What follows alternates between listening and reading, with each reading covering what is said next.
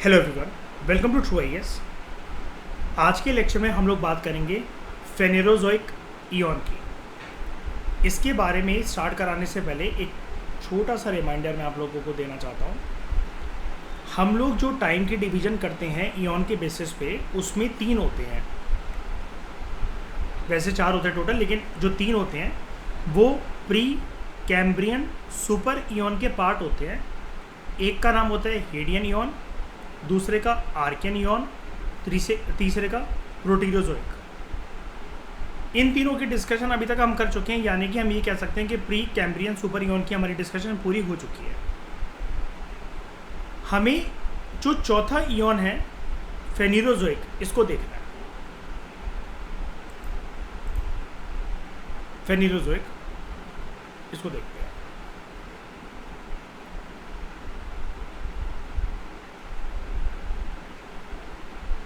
देखो, राइटर यहाँ पर आपको पहले एक बहुत इंपॉर्टेंट बात बता रहा है। क्या राइटर कह रहा है यहाँ पर आपसे कि ये जो इयॉन है ना, ये तो वैसे यहीं तक आके ख़त्म हो जाने थे, या फिर इसको भी फेनेरोजोइक को भी इंक्लूड करके प्री कैम्ब्रियन सुपर इयॉन का नाम दिया जा सकता था। जब इयॉन चार होते ही है तो उसमें हम इंक्लूड कर लेते हेडियन को भी, आर्कियन को, प्रोटीरोजोइक को। ये तो होते ही है include pre Cambrian super ion में। हम उसमें फेनेरोजोइक को भी लेकर बोल सकते थे कि वो प्री कैम्ब्रियन सुपर इयॉन है। लेकिन एक घटना हुई जिसकी वजह से इसके बीच में जो बाउंड्री है ना, प्रोटीरोजोइक से फेनेरोजोइक तक जाते हुए, यहाँ पर जो टाइमलाइन है, इधर से इधर तक जाते हुए कुछ घटनाक्रम हो गया। एक बीच में एक बाउंड्री बन गई, कुछ चेंज आया, मेजर परिवर्तन आया। तो ये जो बाउंड्री है, प्रोटीरोजोइक लास्ट सुपर इयॉन का पार्ट था, याद है? प्री कैम्ब्रियन सुपर इयॉन का पार्ट था, लास्ट इयॉन था ये। प्रोटीरोजोइक से आगे बढ़ते हुए अगर हम फेनेरोजोइक तक बढ़ें तो यहां पर हमें एक बाउंड्री ट्रांसफॉर्मेशन देखने को मिलता है। और यही चीज बस सुपर कैम्ब्रियन इवेंट जो था उसमें हमारी डिस्कशन जो है वो प्रोटीरोजोइक तक रुक जाती है, प्री कैम्ब्रियन सुपर इयॉन तक रुक जाती है। फेनेरोजोइक में नंबर 1 चीज, यहां से हमारी डिस्कशन स्टार्ट होती है। ये इसकी शुरुआत तब होती है जब पहली बार एनिमल के फॉसिल्स अपीयर होते हैं। इससे पहले आपको कोई भी एनिमल क्या दिख रहा था जिसके फॉसिल आपको मिले? आप कहोगे यस सर, साइनोबैक्टीरिया के फॉसिल दिख रहे थे हमें। लेकिन cyanobacteria is bacteria, it is a bacteria, not a animal. Animal क्या चीज होती है? जो कि हमें नेकेड आई से विजिबल हो, राइट? यही जानते हैं हम एनिमल की डेफिनेशन में। बैक्टीरिया क्या चीज होती है? नेकेड आई से वो विजिबल ना हो। साइनोबैक्टीरिया के भी ट्रेसेस जो हैं फॉसिल्स की फॉर्मेट में, वो हमें कब देखने को मिलते हैं? बताओ, समुद्र के पास कौन कौन से पत्थर जो कि बॉडीज के ऊपर बॉडीज बना लेते हैं? स्ट्रोमेटोलाइट्स। और यहां पर क्या है? पहली बार एनिमल के फॉसिल्स अपीयर होना शुरू हुए, दिखना शुरू हुए। ये फेनेरोजोइक इयॉन की रिमार्केबल कैरेक्टरिस्टिक थी। जो जिंदगी थी इस इयॉन में भी ज़्यादातर वो छोटी ही थी और माइक्रोस्कोपिक ही थी मोस्टली। फेनेरोजोइक की बात नहीं कर रहा, मतलब मैं पहले प्रोटीरोजोइक की बात बता रहा हूँ कि ज़िंदगी अभी भी छोटी थी। जो जीव जंतु होते थे छोटे साइज के होते थे, माइक्रोस्कोपिक होते थे, और ऐसा सिलसिला चलता रहा लगभग 580 मिलियन ईयर्स एगो तक। तो यानी कि प्रोटीरोजोइक ही चल रहा था। लेकिन जो मैं बाउंड्री का जिक्र कर रहा था ना, अब सुनो वो बाउंड्री क्या ट्रांसफॉर्मेशन की, क्या घटनाक्रम हुआ। एकदम से मल्टी सेल्यूलर लाइफ जो है वो अपीयर होती है, complex multi cellular life appear होती है। धीरे धीरे करते करते वो जो मल्टी सेल्यूलर जीव जंतु अपीयर हुए, उनका शेप बदला, साइज बदला, नंबर बदले, अलग अलग जीव जंतु के अलग अलग फॉर्मेट हमें देखने को मिले। किसी के 4 पैर हैं, 8 पैर हैं, लंबी जीभ है, पूंछ है, स्किन सॉफ्ट है। कोई अंडे दे रहे हैं, कोई बच्चे पैदा कर रहे हैं, कोई बहुत लार्ज साइज के हैं, कोई छोटे साइज के हैं। किसी के पंख हैं उड़ने के लिए, किसी के नहीं हैं।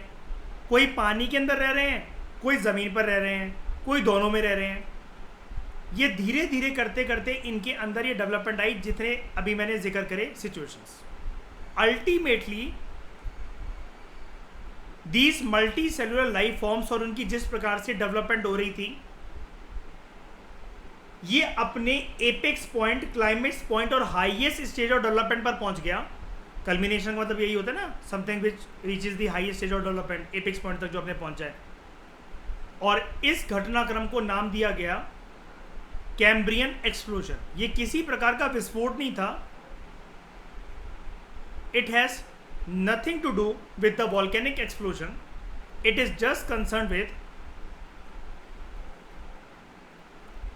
multiple levels of development and birth of various kinds of multicellular life on planet Earth.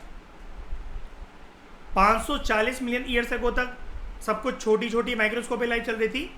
541 million years ago, यानी कि लगभग 39 ईयर्स के बाद ही, 39 मिलियन ईयर्स अगो के बाद ही क्या हुआ, मल्टी सेल्यूलर लाइफ इमर्ज हुई। ये आपको हालांकि इतना प्रिसाइजली याद नहीं रखना है, बस ये याद रखना राइटर यहाँ पर आपको बताना ये चाह रहा है कि फेनिरोजोइक है वो प्रोटीरोजोइक से बस इसी बात से अलग है कि यहाँ पर मल्टी सेल्यूलर लाइफ इमर्ज हुई और उसकी डेवलपमेंट, उसके नंबर के अंदर हमें एक प्रकार का विस्फोट देखने को मिला।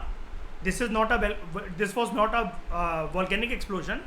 विस्फोट in the sense, explosion in the sense के पॉपुलेशन के नंबर बहुत ज़्यादा बढ़ गए, अति के बढ़ गए। लाइफ फॉर्म्स का ये जो सडन डाइवर्सिफिकेशन हुआ, it produce most of the major life forms जिनको हम आज जानते हैं। यानी कि आप अगर बोलो, अभी तक श्रेया पूरी डिस्कशन हमारी यही चल रही थी ना, साइनोबैक्टीरिया, ऐसे ऑर्गेनिज्म जिनको हम नेकेड आई से नहीं देख सकते हैं। आज अगर हमसे गौरव कोई पूछे कि कुणाल, जो हम जीव जंतु आज देखते हैं जिसको हम नेकेड आई से देख सकते हैं, हाँ उसके रूप स्वरूप इस एरा में कुछ अलग होंगे। वो मतलब बेसिकली बहुत गंदी शक्ल के, भद्दे उनका शरीर होगा, बहुत गंदी सी स्किन होगी, लेकिन इवॉल्व होते होते होते जिन जीव जंतु को आज हम जानते हैं, ज़्यादातर जो आज हमें देखने को मिलते हैं वो कौन से ईयन में डेवलप हुए, वो हुए और जिनको हम नेकेड आई से देख सकते हैं, फेनिरोजोइक। अब आप समझ गए ये क्यों कह रहा था बाउंड्री वाली बात। प्रोटीरोजोइक से आते आते फेनिरोजोइक तक जाते जाते एक बाउंड्री ट्रांसफॉर्मेशन हमें देखने को मिलता है। ये समझ में आया बाउंड्री ट्रांसफॉर्मेशन क्या था।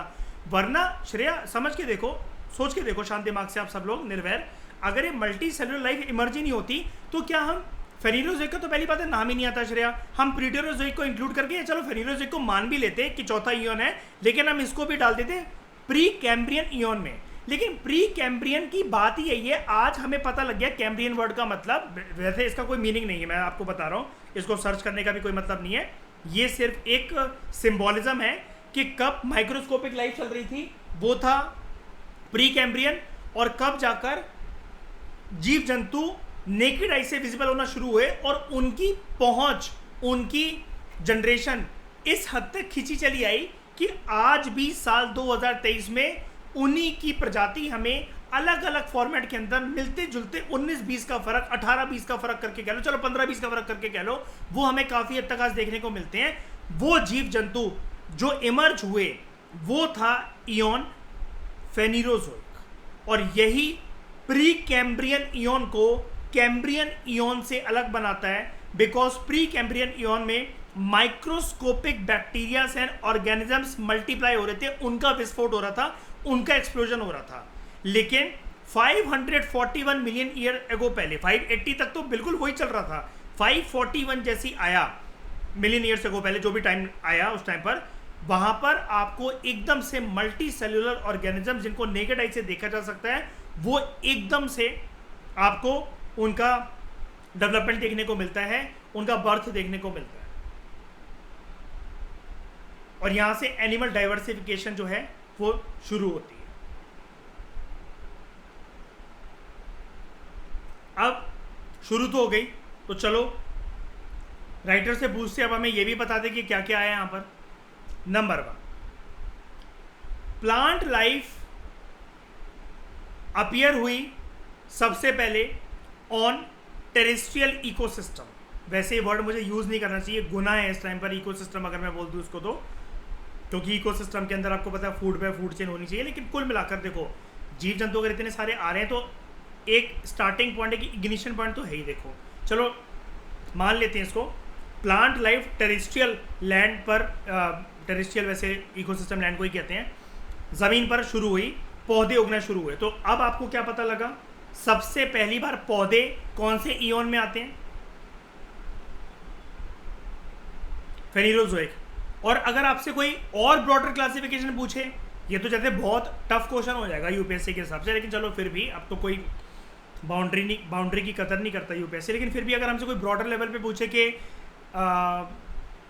जो फ्लोरल लाइफ है, प्लांट्स एंड वेजिटेशन जो है, वो प्री कैम्ब्रियन इयोन का पार्ट है या फिर कैम्ब्रियन इयोन का पार्ट है ना? क्या ये सुपर इयोन का पार्ट भी है?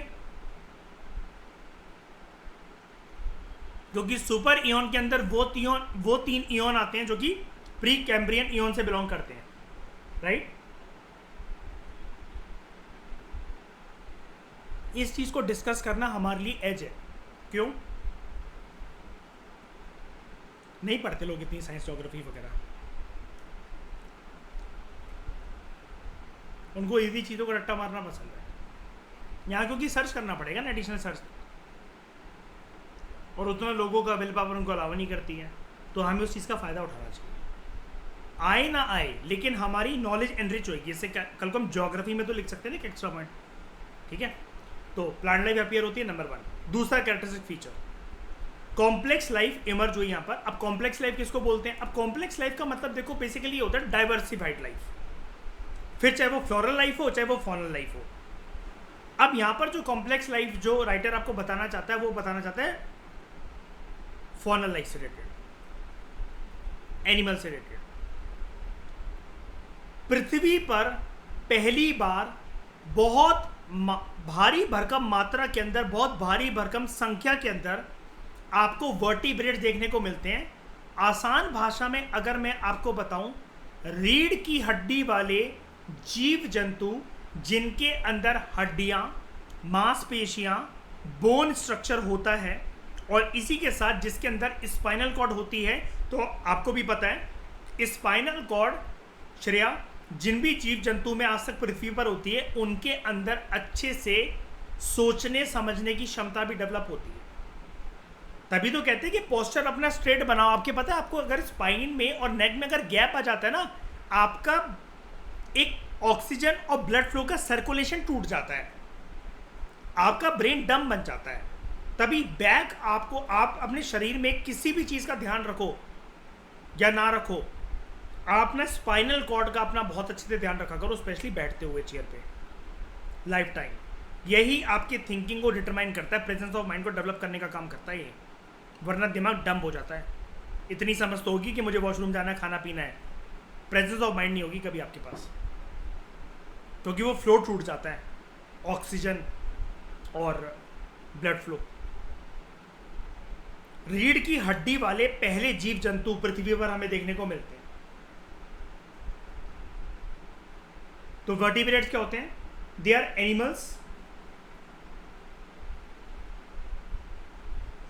दे are animals of a larger group, जिनके पास क्या होता है?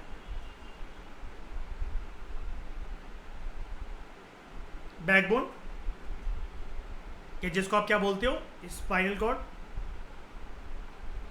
या स्पाइनल कॉलम। कौन कौन होते हैं ये भी मैं आपको लिस्ट दे देता हूं, यहां पर ऊपर लिख रहा हूं, ठीक है।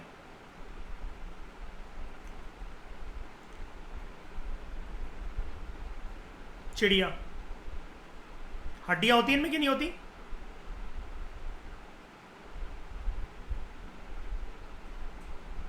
मैमल्स होती हैं।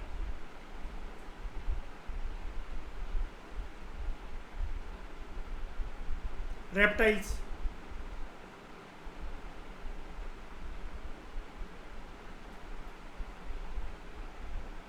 एम्फीबियंस,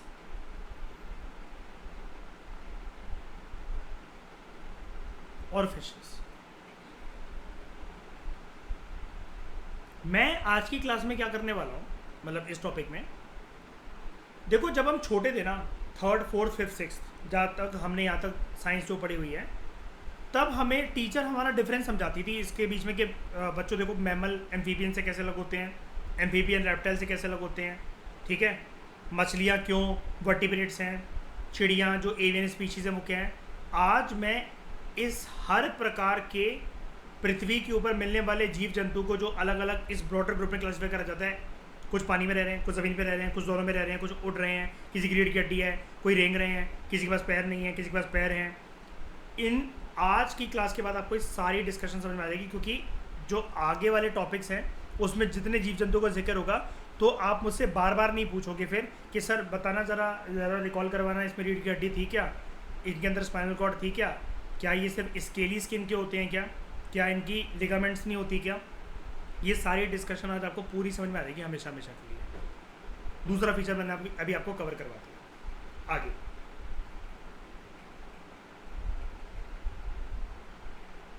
स्लोली एंड ग्रेजुअली जो जिंदगी थी वो शुरुआत कहां से हुई थी उसकी, ओशन से, है ना, याद है, पानी से।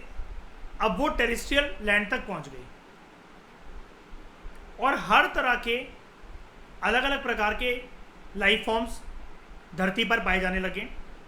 पेड़ पौधे उग ही चुके थे, आपने ऊपर देखा, प्लांट लाइफ, कीड़े मकोड़े, कुछ जानवर और फंगस, इट बिगेन अपीयरिंग। यहां पर आपके सामने एक आज एक यूनिक फैक्ट है, चिड़िया ना डायनासोर्स का वंश है, उन्हीं के वंशज है, वहीं से निकली हैं, मतलब चिड़ियों के एंसेस्टर डायनासोर थे, ये उन्हीं की डिसेंडेंट्स हैं। ये मर्ज हुई और मैमल से मर्ज हुए। इसका मतलब क्या, मैं डायनासोर्स को दो कैटेगरी में डिवाइड कर सकता हूं आज के बाद जब भी मैं डिस्कशन अपनी करूं। एक को मैं बोलूंगा नॉन एवियन डायनासोर्स, एक को मैं बोलूंगा एवियन डायनासोर्स। सारे डायनासोर उड़ेंगे क्या, 8-8 टन 12-12 टन के डायनासोर उड़ेंगे? नहीं। ऑस्ट्रिच उड़ लेती है बहुत दूर तक, वो सब छोड़ो कुणाल, खेतों में हमारे मोर आता है, मोर उड़ लेता है बहुत दूर तक, उड़ तो लेता है लेकिन बहुत दूर तक उड़ लेगा कबूतर वबूतर की तरह। क्यों? वजन की वजह से, राइट। क्या मैं डायनासोर को दो कैटेगरी में क्लासिफाई कर सकता हूँ आज के बाद, जब वो आज मुझे ये वाला फैक्ट पता लग गया है कि चिड़िया जो है वो डायनासोर के वंश की ही निकली हुई है वहां से। एवियन डायनासोर है, नॉन एवियन डायनासोर, और मैमल से मर्ज हुए। अब देखो दोस्तों, इसने आपको बोल्ड में दे रखा है मैमल्स, जैसा कि मैंने अभी आपको बोला था। आज मैं ये सारे प्रकार के रेप्टाइल, एम्फीबियंस, आप इसको मतलब ये सारे प्रकार की चीज़ जंतु को आपको मैं बताऊंगा, इनके ग्रुप्स को। वर्टिब्रेट्स तो आप जान गए, वर्टिब्रेट कोई ग्रुप नहीं होता, मतलब शुरुआत यहीं से होती है कि वर्टिब्रेट की डिस्कशन बस इतनी होती है कि रीढ़ की हड्डी है कि नहीं है, स्पाइनल कॉर्ड है कि नहीं है, बैकबोन, अलग अलग प्रकार की हड्डियाँ, उससे जीव जंतु बने कि नहीं बने। तो कुछ होते हैं वर्टिब्रेट जिनके पास स्पाइनल कॉर्ड हड्डियाँ वगैरह हैं, कुछ होते हैं नॉन वर्टिब्रेट जिनके पास स्पाइनल कॉर्ड हड्डियाँ वगैरह नहीं है। बात करते हैं मैमल्स की। मैमल्स के कंटेक्स्ट में कुछ पॉइंट्स जाननी है आप लोग।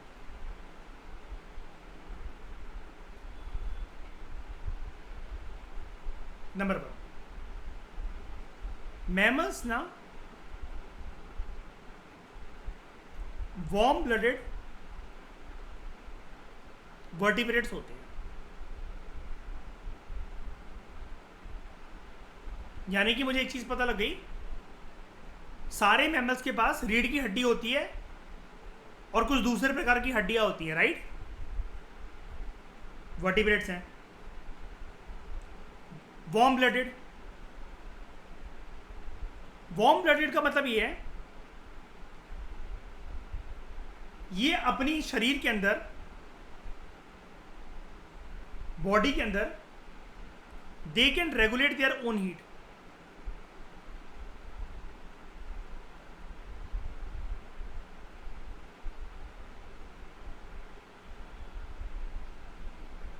क्या ह्यूमन बींग्स मैमल है?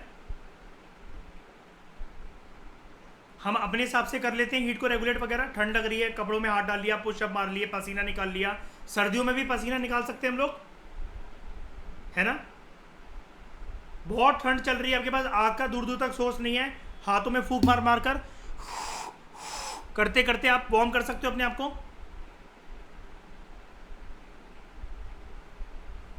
है ना?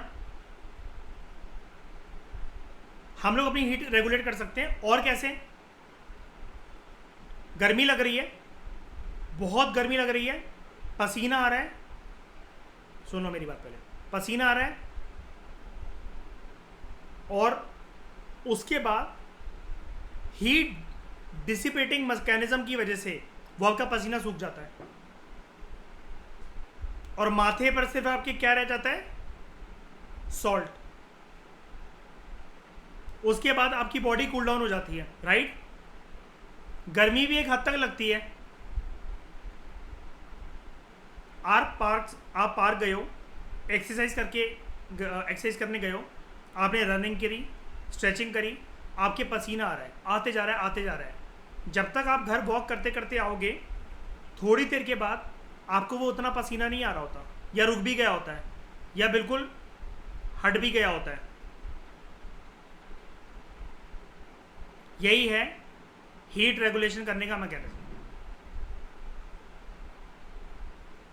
दूसरी चीज, मैमल्स के पास बाल होते हैं या किसी ना किसी प्रकार का फर होता है।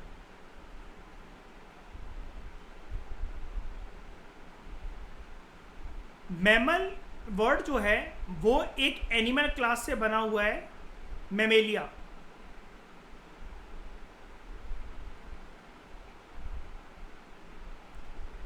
और मैमल शब्द में एक खास बात ये होती है, ये दूसरों से कैसे अलग होते हैं रेप्टाइल्स, एम्फीबियंस वगैरह से? एक तो वार्म ब्लडेड है, वर्टिब्रेट्स हैं, कोई बात नहीं, वो तो रेप्टाइल भी होंगे। वार्म ब्लडेड है, ये भी कोई मुझे यूनिक चीज़ नहीं लग रही। एक तो बाल होते हैं, फर है, चलो कोई बात नहीं, इसको भी हटा देते हैं। मैमेलिया वर्ड एक्चुअली कनेक्टेड है मेमोरी ग्लैंड्स के साथ, और यही मैमल्स की खास बात है। मैमल्स के अंदर जो इनकी फीमेल प्रजाति है किसी भी मैमल की, वो ना मिल्क सिक्रीट करती है through mammary glands,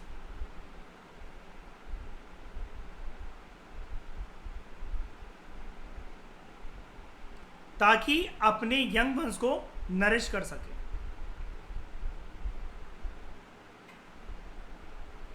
nourishment of young ones.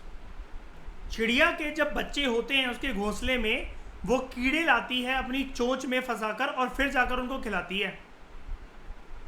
चिड़िया मैमल है? चिड़िया दूध पिलाती है अपने बच्चों को? कह रहा देखा नहीं कभी।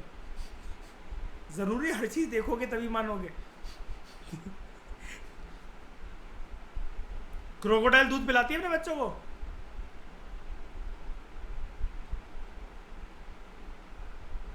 कीड़े मकोड़े? नहीं। एक तो दूध पिलाना ये मैमल्स की खास बात होती है, क्योंकि मैमल वर्ड एक्चुअली ना, ये जो क्लासिफिकेशन बनाई जाती है, ये ना जो फीमेल्स है ना सारे के सारे मैमल ग्रुप के अंदर, ये उनके लिए एक रिस्पेक्ट और उनके लिए एक ताकत के लिए एक ग्रुपिज्म होता है। ये मैमल वर्ड एग्जिस्ट ही ना करे अगर मैमेलिया किंगडम के अंदर फीमेल्स ना हो। क्यों? बच्चा पैदा होने के बाद दूध पिलाना तो फीमेल्स का काम है, मेल तो पिलाएगा नहीं किसी भी प्रजाति में। एक और बात है, लास्ट पॉइंट इसका, यहां पर फीमेल जो है वो बच्चों को अपने बर्थ देती हैं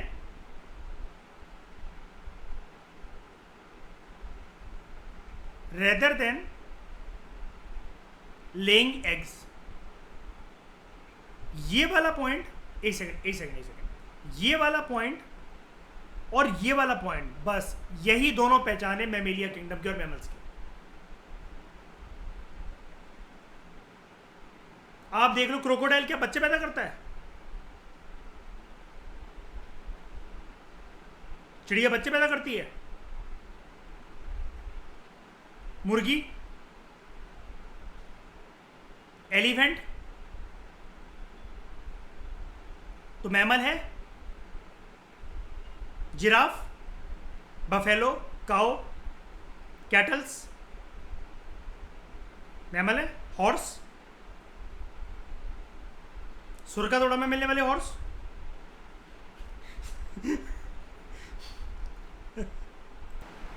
तो ये हो गया आपके लिए मैमल्स की डिस्कशन। यहाँ पर आप जितना जानते थे, और थोड़ा सा आपको बचपना रिकॉल हुआ होगा, स्कूल में पक्का कहीं ना कहीं तो सुना होगा आपने ये सब, जब टीचर कराती थी हमें छोटे में।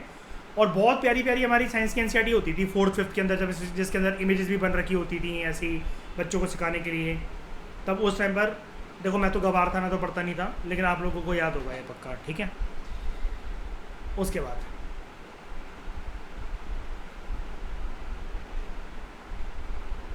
मॉडर्न एनिमल्स इंक्लूडिंग ह्यूमंस,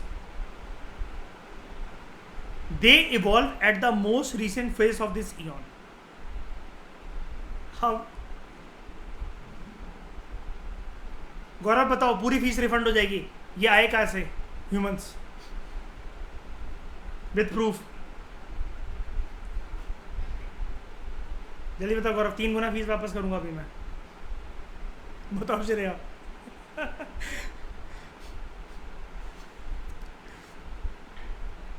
सोच क्या रहे हो भाई, बोलो यार, ये तो कोई नहीं बता सकता सर है ना, कोई फीस रिफंड नहीं होगी। अभी आएगा, अभी आएगा, आएगा नीचे नीचे से करवाऊंगा। ह्यूमंस जो हैं वो इवॉल्व हुए 2 मिलियन साल पहले, और तब से लेकर 2023 तक उत्पात मचा रहे हैं, ठीक है। श्रेया, गद्दारी का वंश जन्म ले चुका था यहाँ पर, ठीक है उसके बाद फेनेरोजोइक ईयन जो है वो 3 एराज में डिवाइड होता है। आपको पता है ईयन वैसे भी एराज में डिवाइड होता है, अब वो स्पेसिफिक फेनेरोजोइक को कह रहा है कि वो 3 एराज में डिवाइड होता है। Number 1 Paleozoic era, number 2 Mesozoic, और इसको न्यूजोइक मत कर देना श्रेया, सेनोजोइक है, ठीक है हिस्ट्री नहीं है क्योंकि ये, ठीक है, हर चीज़ पेलियो मीजो नियो नहीं होती मयूर प्रो मैक्स लेवल पर पहुंच जाए, हरप्पन जोइक एरा हर चीज़ हरप्पा से कनेक्ट नहीं होती, ठीक है। तो फेनेरोजोइक 3 एरा में डिवाइडेड है, Palaeozoic, Mesozoic and Cenozoic, not Neozoic, ठीक है। सबसे पहले बात करते हैं पेलियोजोइक। अब हमारी डिस्कशन बहुत कमाल की है। पेलियोजोइक एक ऐसा एरा था, ये सब कुछ फेनेरोजोइक का पार्ट है। जैसे प्री कैम्ब्रियन सुपर ईयन का पार्ट क्या है? हेडियन, आर्कियन, है ना, और प्रोटीरोजोइक। कैम्ब्रियन का पार्ट क्या है? फेनेरोजोइक। लेकिन 4 ईयन कौन से होते हैं? वो हेडियन, आर्कियन, प्रोटीरोजोइक, फेनेरोजोइक। अगर एरा की बात करें, क्या हेडियन में कोई एरा है? सब एरा नहीं, आर्कियन में नहीं, प्रोटीरोजोइक में नहीं, यानी कि प्री कैम्ब्रियन डिवाइडेड है एरा के अंदर? नहीं। फेनिरोजोइक है? हाँ है। इसका अंदर कैम्ब्रियन है? हाँ है। कितने हैं? 3 है। कौन कौन से हैं? पेलियोजोइक, मीजोजोइक और सेनिरोजोइक। कंफ्यूज मत हो ना, जब आप खुद से पढ़ोगे याद आ जाएगा, ठीक है? कई लोगों ने तो रेड पॉइजन का नाम कर लिया होगा इतनी देर में, वही हमसे ना हो पाएगा यूपीएससी। इंटरेस्ट की बात होती है यार, ऐसा तो तुमसे कुछ भी नहीं हो पाएगा। Paleozoic, it was an era of arthropods.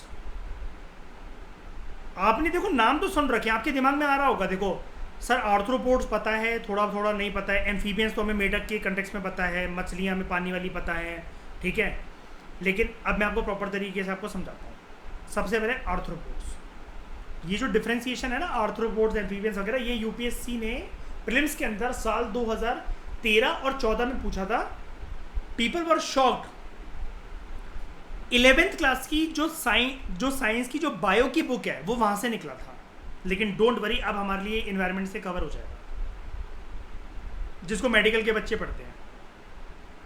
वो बहुत टफ बुक है यार, वो जिसने कोई मेडिकल ले रखी हो 11th-12th में वो कर सकता था उसको। लेकिन बात वही है ना कि 1-2 क्वेश्चंस के लिए आपको ऐसा कोई टेंशन वाली बात नहीं है।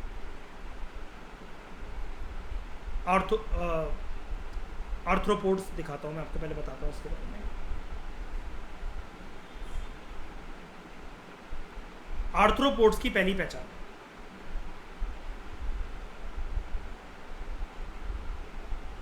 Absence of internal spine. अगर स्पाइन ही नहीं है, इसकी एब्सेंस है, तो क्या बोलूं मैं इनको? इनवर्टिब्रेट्स के vertebrates? Very good, they are invertebrates. दूसरी चीज,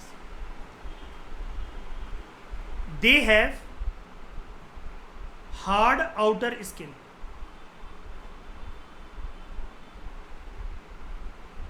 ठोस होती है थोड़ी सी। इसके पहले 2-4 एग्जांपल दे दूं तो आपके दिमाग में क्लैरिटी रहेगी जो मैं बोलते जा रहा हूं। पहले एग्जांपल दे देता हूं आपको, ठीक है? सेंट्रीपीड, जिसको हम लोग गांव में क्या बोलते हैं, ये कांतर या फिर कनखजूरा, ठीक है? स्पाइडर, मकड़ियाँ। Scorpion, cockroach. स्कॉर्पियन अपना क्या हो गया, ये बिच्छू। और प्रॉन्स और केकड़ा, ठीक है? इसके लिए ना किसी भी एक चीज़ को अपने दिमाग में बसा लो। जैसे मकड़ी को लेकर चल लेते हैं, बड़ी वाली मकड़ी जिसके पैर में भी थोड़े थोड़े बाल हो, जो खतरों की खिलाड़ी में यूज़ होती है, जो बड़ी वाली, ठीक है? हार्ड आउटर स्किन है, बिल्कुल है भाई। इनके पास लेग्स होते हैं विद बोन्स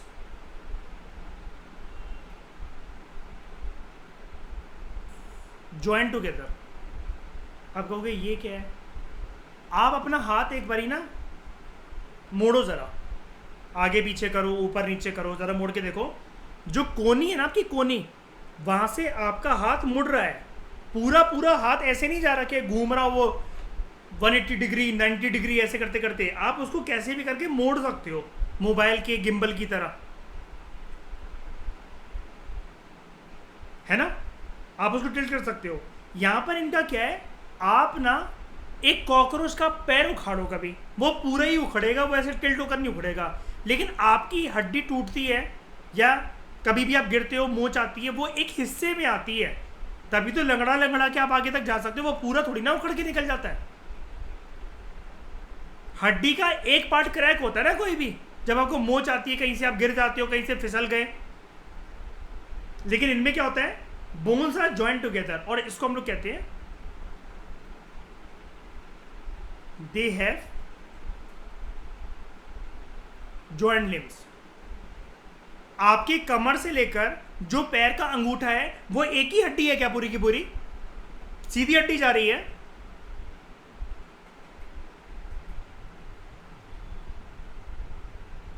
अलग अलग है ना?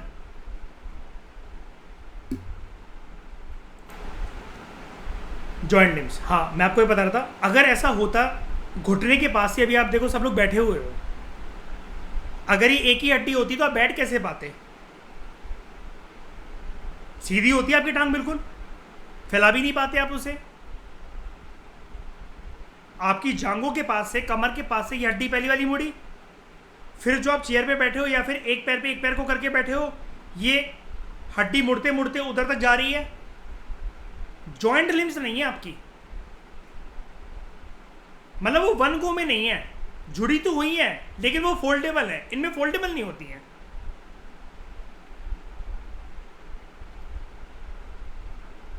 कॉकरोच की टांग को, मकड़ी की टांग को, जैसे वो भी ऐसी चलती है जैसे कि उसके घुटने दिख रहे हो, लेकिन वो घुटनों की तरफ से तोड़ोगे तो वो मतलब चल लेगी, उसके बाद भी क्या पूरी टूटेगी उसकी टांग। तो उसके बाद इनकी जो बॉडी है,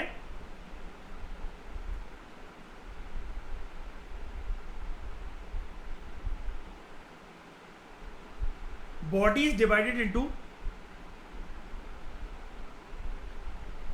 डिफरेंट पार्ट्स, और इसको बोलते हैं, पहले आप एक नाम सीख जाओ,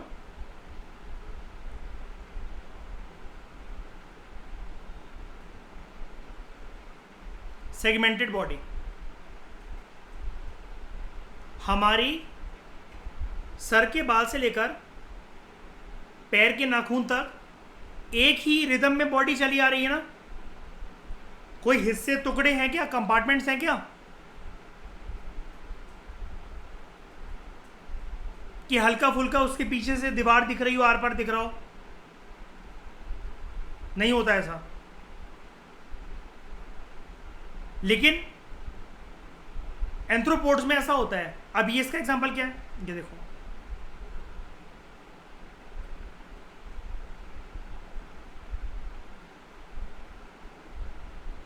सेंट्रीपीड को अगर आप देखो तो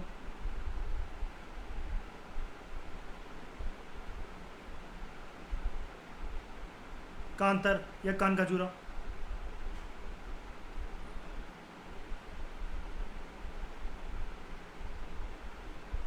होता है ऐसा कि नहीं होता? क्रैब पूरा का पूरा अलग अलग है, segmented body, different different parts में।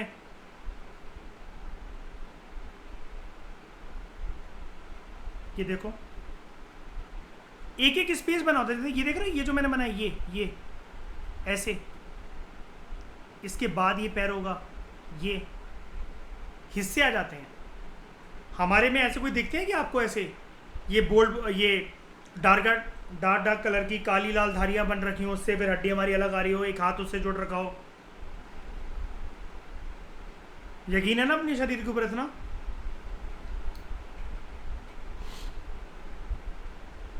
क्या देख लिया, अभी दिखाता हूँ उसके, वो दिखाता हूँ। अच्छा इसकी बात कर लो ना, मकड़ी की बात कर लो आप।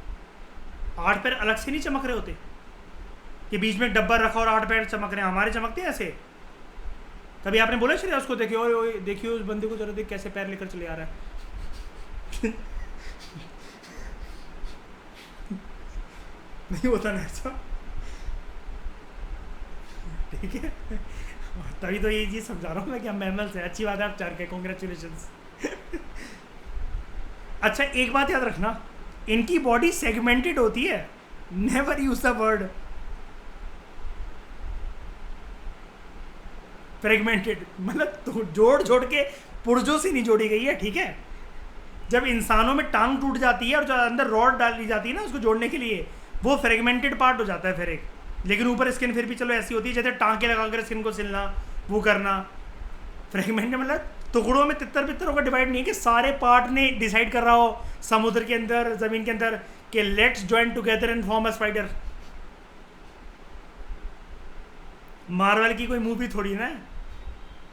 सेगमेंटेड है, डिवीजन दिखेगा, कंपार्टमेंट दिखेगा, फ्रेगमेंटेड नहीं है। टुकड़े तितर बितर होकर नहीं पड़े हुए थे कि जिन्होंने डिसाइड करा let's come together and form a body. उसके बाद इनमें से किसी किसी के पास हार्ड कवरिंग लाइक शेल होता है, लाइक क्रैब्स के पास हार्ड कवरिंग होती है लाइक अ शेल। और एक बात याद रखना, ये ना बना होता है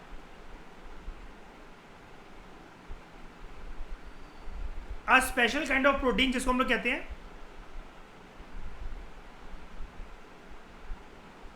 चिटिन। क्या कहते हैं? चिटिन। मेरी एक बात अब ध्यान से सुनना, अगर एंथ्रोपोड्स को अपनी डेवलपमेंट करनी है, शारीरिक विकास अगर अपना बढ़ाना है,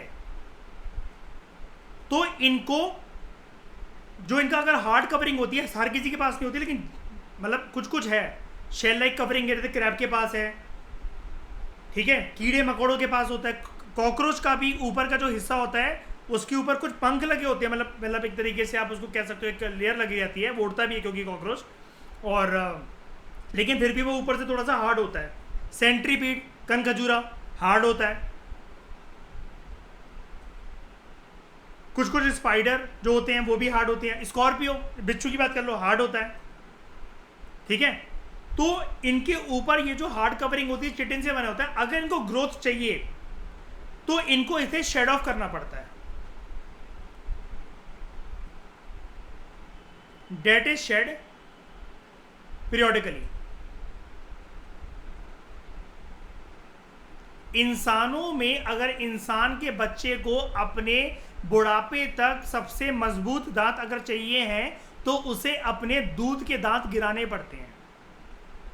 आपको अगर अपने बाइसेप का साइज अगर बढ़ाना है तो आपको पहले फैट गेन करना पड़ता है, मोटा होना पड़ता है, थोड़ा सा थुलथुला होना पड़ता है, अपने एब्स भूलने पड़ते हैं, उसके बाद आपके बाइसेप का साइज बढ़ता है। अगर आपका बहुत टाइम से बाइसेप का साइज नहीं बढ़ रहा है जिम जाते जाते भी, उसके पीछे रीजन ये होता है आपका जितना फैट था वो यूज हो चुका आपके डोले बनाने में, अब आपको थोड़ा सा गेनिंग करनी पड़ेगी फैट की। उसके बाद जाकर जब शरीर मोटा होगा फिर फैट आप काटोगे तो बाइसेप का साइज बढ़ता है।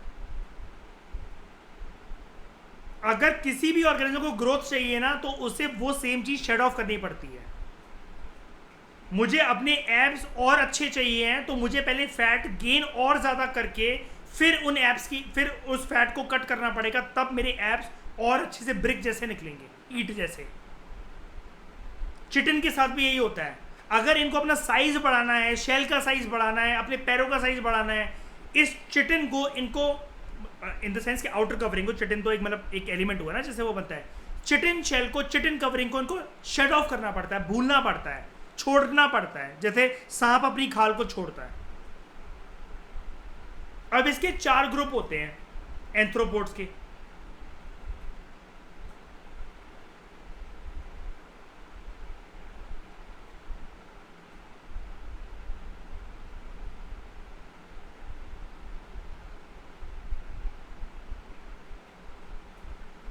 नंबर 1 इंसेक्ट्स, कीड़े मकोड़े होते हैं सबके, हार्ड कवरिंग, आउटर स्किन थोड़ी सी हार्ड, एब्सेंस ऑफ स्पाइन। उसके बाद आता है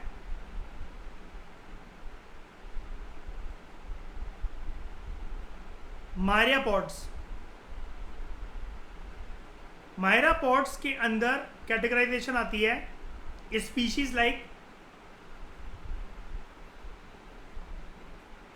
centipedes,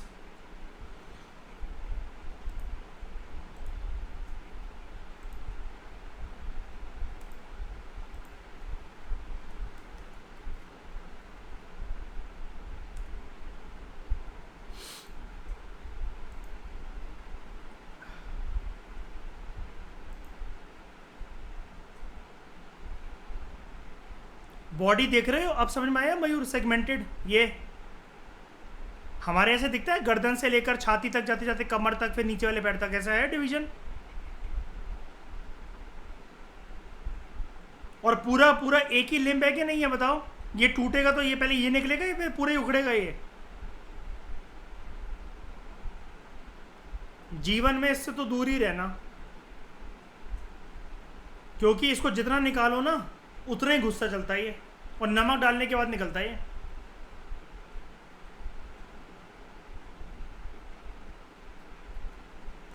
centipede,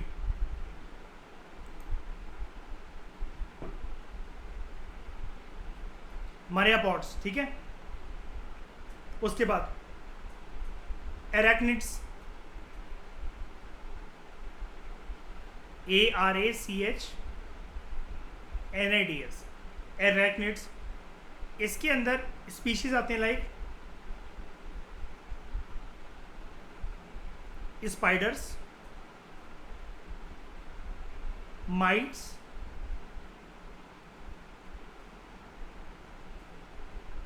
Scorpions,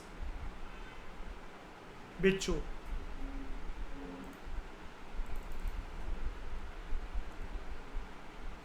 might like आप वो जानते हो, बड़ा फेमस है, चार पाइयों पे पाया जाता है अक्सर, खटमल, है ना। समझ में भी नहीं आता कि नीडल किसने चुबा दी इतनी जोर की और क्या चीज़ काट गई।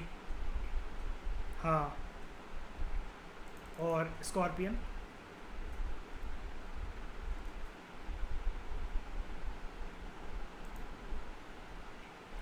हार्ड कवरिंग है चिटिन की, पूरा ही पैड उखड़ेगा। और ये देख रहे हो, ये गैप, ये वाले segmented body, segmented body, gap gap gap, scale scale scale scale scale, ठीक है। आर्कनिड्स। और लास्ट ग्रुप क्या क्या क्या, हाँ, ये जहर, इसका जहर पूरा का पूरा यहाँ होता है इसके डंक में, ये जो है ना। उसके बाद लास्ट ग्रुप है क्रूस्टेशियंस।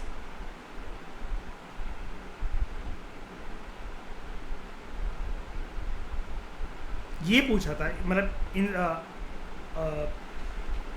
आर्थ्रोपोड्स का और क्रूस्टेशियन का जिक्र उसने करा था, इन सभी का करा था। वैसे तो उसने ऑर्डर में लगाने को कुछ बोला था, मैं दिखाऊंगा आपको, क्वेश्चन स्लिप हो रहा है ज़रा दिमाग से। प्रिम्स के अंदर आया था 2013 के अंदर भी, 14 के अंदर भी।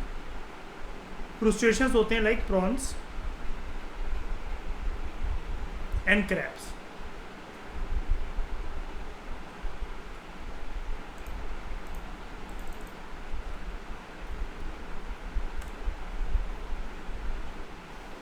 These are prawns.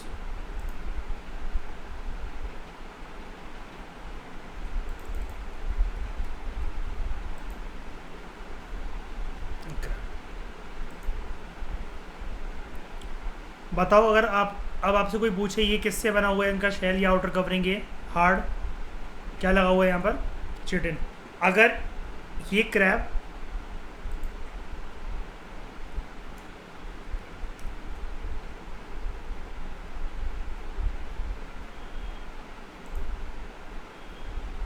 इतना सा है,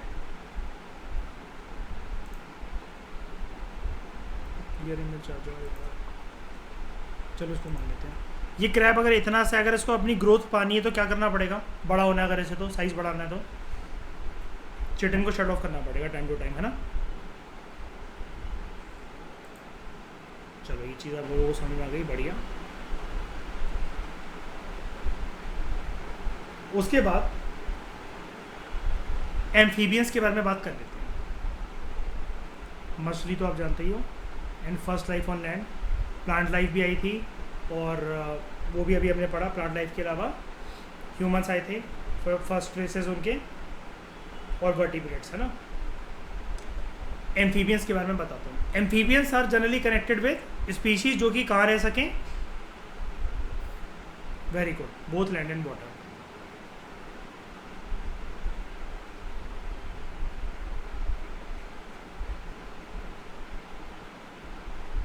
नंबर 1 क्वालिटी यही होती है, these are those organisms that can live on both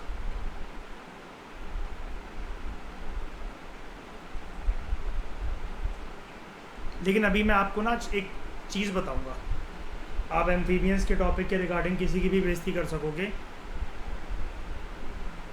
कि कैसे भाई लैंड एंड वाटर पे दोनों कैसे, मतलब वो ऑर्गन तो देखो हर कोई बता देगा, हर कोई मतलब वो कर देगा, लेकिन मैं आपको एक चीज़ बताऊंगा इसका एक, कि कैसे मतलब डेवलप करते हैं अपने आप को, कैसे सर्वाइव कर पाते हैं।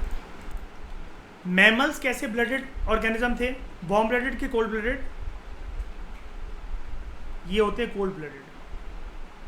अगर ये कोल्ड ब्लडेड है से रेगुलेट कर सकते हैं खुद को? अभी बताता हूँ कैसे। हाँ कि ना, इसका जवाब क्या है। These are cold blooded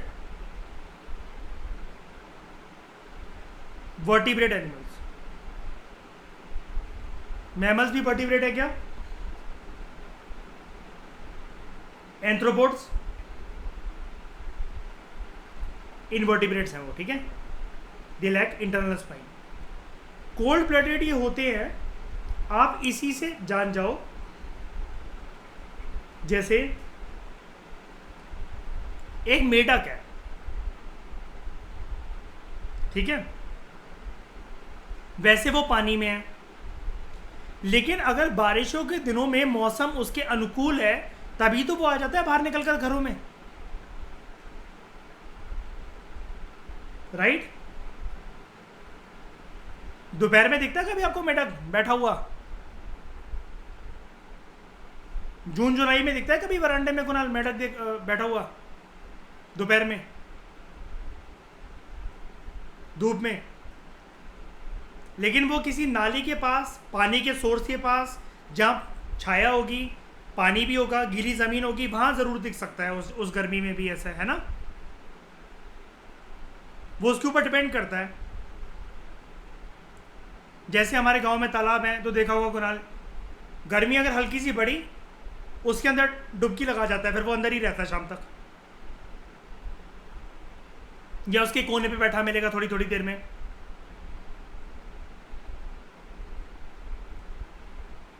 okay, यानी कि खुद से रेगुलेट नहीं कर पा रहे ना अपनी सर्दी गर्मी को शरीर में, तभी आ रहे हैं ना, बेचैनी हो रही ना उसको अंदर बाहर आने की। एक एग्जांपल देना चाहूँगा यहाँ पर।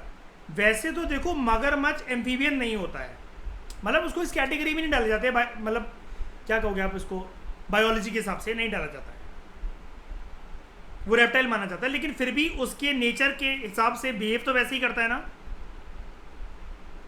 ये लोग रेत पर क्यों आ जाते हैं सर्दियों में कुणाल? मगरमच्छ चंबल की रेत पर क्यों आ जाते हैं जब वो बिछे रहते हैं सुबह सुबह या फिर दोपहरी में? हीट लेने ना, गर्मी लेने ना। लेकिन पूरी मई जून जुलाई अगस्त में ये शाम को 6-5 बजे तक नहीं दिखते कभी भी रेत पर। क्यों? गर्म बहुत है रेत, पानी ठंडा है ज़्यादा, है ना, और गर्मियां चल रही हैं।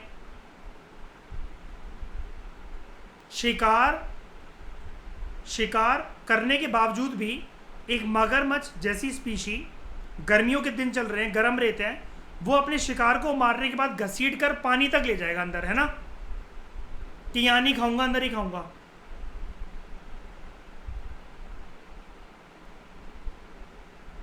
राइट। अब मैं आपको एक यूनिक चीज़ बताता हूँ जो कि अपनी लाइफ में कभी जानी नहीं होगी। हमने क्या पढ़ा, इनका मेन पहचान क्या है? They can live and survive on both land and water. आप अगर मेढक की बात करो, मेढक का जन्म कहाँ होता है बताओ? धरती में या पानी पर? पानी में। पानी में। तो याद रखना, एम्फीबियंस की जिंदगी में 2 स्टेजेस होती हैं। फर्स्ट स्टेज, जब इसने गौरव निर्भय बर्थ लिया ना, जब इसने, तब इसकी जो स्टेज होती है उसको कहते हैं लार्वल स्टेज। जन्म लिया जब इसने, और मेरे को बर्थ नहीं यूज करना चाहिए, अगर हम ठोस जो डिस्कशन करें उसके बेसिस पे बताऊं, जब भी ये पैदा हो रहे हैं, मतलब कि कुल मिलाकर आप ऐसा मान लो अंडो से जैसे भी, तो लार्वल स्टेज पर इनकी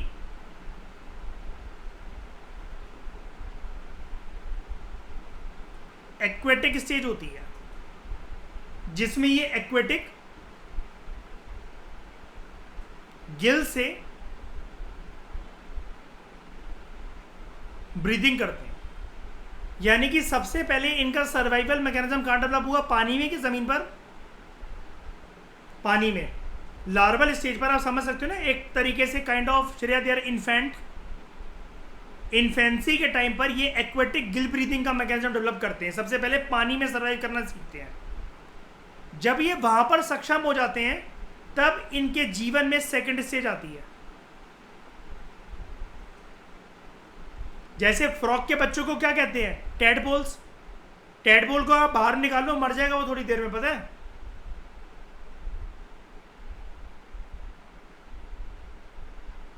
टैडपोल को आप पानी से निकालकर सीधा रेत पे छोड़ दो, जून जुलाई में सर्वाइव कर जाएगा। मेढक कुरान फिर भी भागता भागता छाया तक पहुंच जाएगा या पानी तक पहुंच जाएगा, राइट। सेकेंड स्टेज इनकी होती है एडल्ट स्टेज।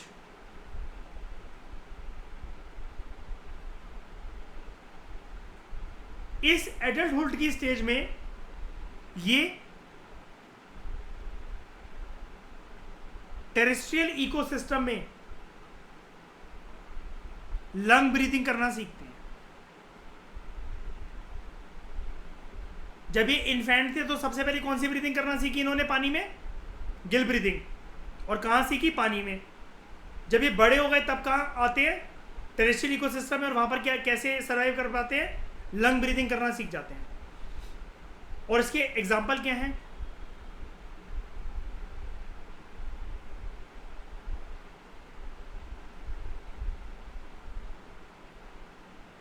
फ्रॉग्स एंड, वैसे तो बहुत सारे होते हैं, मतलब मैं तो आपको इजी वाले दे रहा हूँ।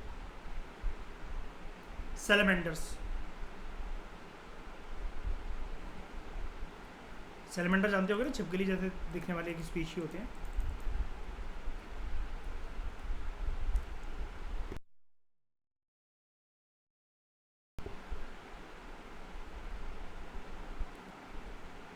क्या है?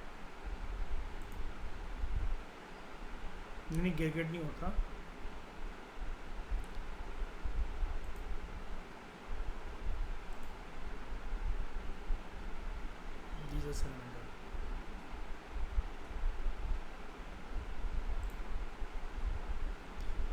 दिख रहा है ना पानी के सोर्स के बगल में? टेरेस्ट्रियल लैंड पे भी दिख रहा है अब आपको।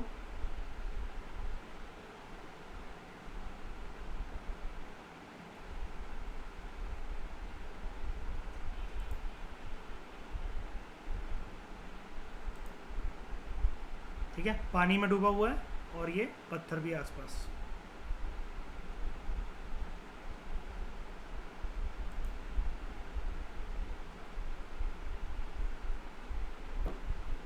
मेसोजोइक में क्या हुआ? यहां पर जो स्पीशी अभी तक थे उनका राइज देखने को मिला, मतलब तादाद में बढ़ गए वो।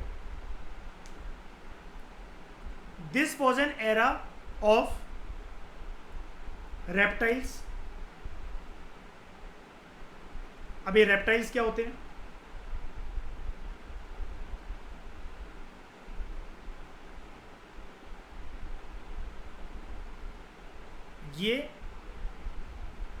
ये भी कोल्ड ब्लडेड होते हैं।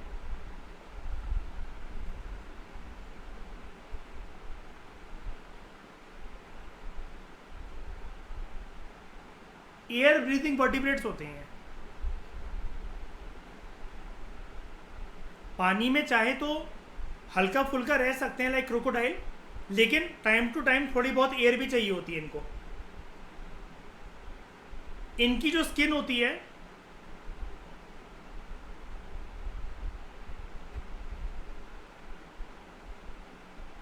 वो कवर होती है with some kind of scales या फिर बोनी प्लेट्स, जैसे क्रोकोडाइल में पाई जाती है बोनी प्लेट्स, है ना।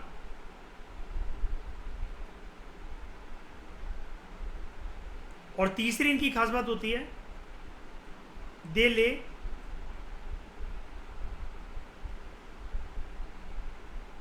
Soft shelled eggs on land. तो मेसोजोइक में आपको रेप्टाइल्स देखने को मिले। क्लाइमेट की वजह से एक्सटिंक्शन हो गया नॉन एवियन डायनासोर्स का। अभी नॉन एवियन डायनासोर्स कौन होते हैं? सारे डायनासोर्स एक्सटिंक्ट कर गए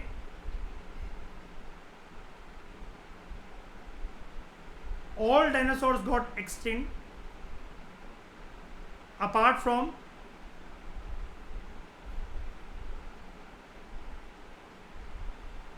birds.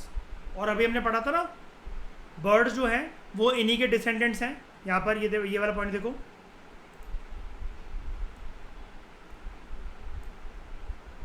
तो बर्ड्स क्या हुए, एवियन डायनासोर और नॉन एवियन डायनासोर पूरी की पूरी तरीके से जो लैंड पे रहते थे वो लुप्त हो गए, और नए नए भारी भरकम मात्रा के अंदर अलग अलग वैरायटी के आपको मैमल्स और बर्ड्स का इवोल्यूशन देखने को मिलता है इस मेसोजोइक एरा में ऑफ फेनिरोजोइक इयन। उसके बाद है सीनोजोइक, और ज़्यादा तादाद बड़ी मैमल्स की। ये जो फेनिरोजोइक है जो कि 3 एराज में डिवाइडेड है, पेलियोजोइक, मीजोजोइक, सेनोजोइक, ये फर्दर सब डिवाइडेड है 12 टाइम पीरियड के अंदर, जिनको हम जानेंगे नेक्स्ट लेक्चर में। पहले मुझे ये बताओ, आज की क्लास में आपको ये सब कुछ समझ में आया? Mammals, vertebrates, arthropods, amphibians, reptiles. बचपन में ये सब कुछ श्रेय हमने सुना तो था, लेकिन बहुत सालों से नहीं पढ़ा ना हमने।